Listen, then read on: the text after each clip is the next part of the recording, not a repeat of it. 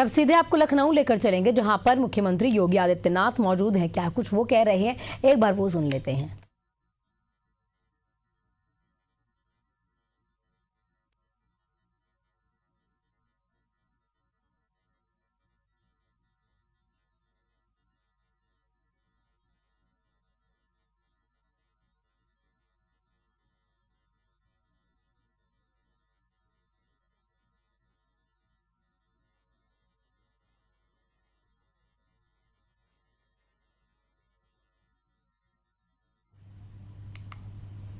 तो तस्वीरें हम आपको दिखा दें, जहां पर योगी आदित्यनाथ ये बता रहे हैं कि किस तरीके से 27 इंटीग्रेटेड मैन्युफैक्चरिंग कंपनीज का इनॉग्रेशन वो कर रहे हैं और क्या कुछ इसमें खास रहेगा जो उत्तर प्रदेश के लिए कहीं ना कहीं भविष्य में जो है साकार कहीं साबित होगा कई मायनों में।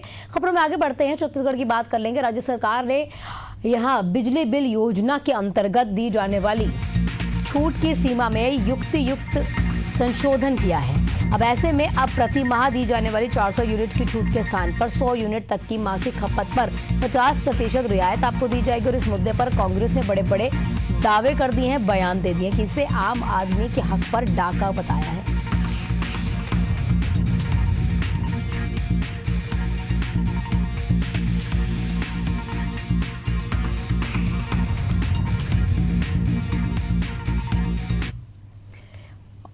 और एक बार आपको फिर से लेकर चलेंगे लखनऊ, जहां पर योगी आदित्यनाथ क्या कुछ अब बोल रहे हैं वो सुन लीजिए। इंजन की सरकार ने पिछले 8 वर्ष में उत्तर प्रदेश को एक्सप्रेस वे प्रदेश के रूप में स्थापित करने में एक बड़ी भूमिका का निर्वहन किया है। उत्तर प्रदेश को इन्वेस्टमेंट के एक बेहतरीन डेस्टिनेशन के रूप में भी स्थापित करने में सफलता प्राप्त की है। हमने एक्सप्रेसवे बनाए, लेकिन अक्सर क्या होता है कि इंफ्रास्ट्रक्चर हम बनाते हैं और उसका लाभ कोई और ले लेता था।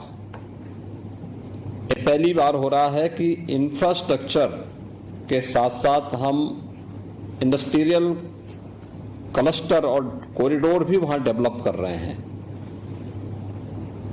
डिफेंस मैन्युफैक्चरिंग कॉरिडोर के 6 नोड प्रदेश में पहले से ही बन रहे हैं, लेकिन ये 6 नोड एक्सप्रेसवे पे नहीं बन रहे हैं। इनको 6 नोड जो भारत सरकार की सहमति से हमने स्थापित किए थे, वहां पे इससे जुड़ा हुआ इन्वेस्टमेंट हो रहा है।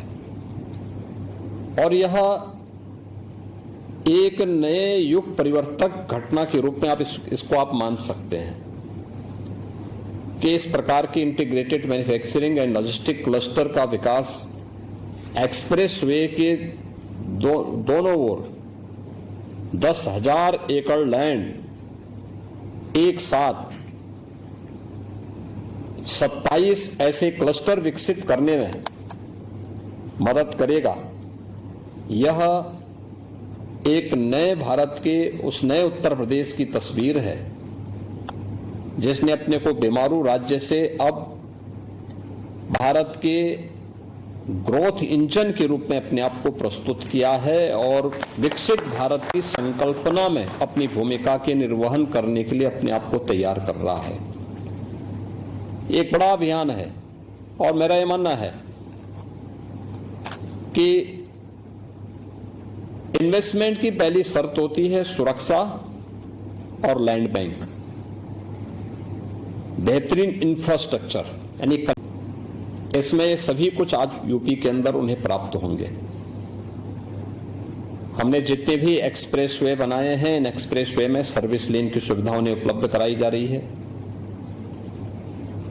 मैं स्वयं पूर्वांचल एक्सप्रेसवे में गोरखपुर लिंक एक्सप्रेसवे पर मैं औद्योगिक विकास विभाग के मंत्री जी, दोनों मंत्री भी मेरे साथ में थे और हम लोगों ने 91 किलोमीटर की यात्रा को सड़क मार्ग से तय किया।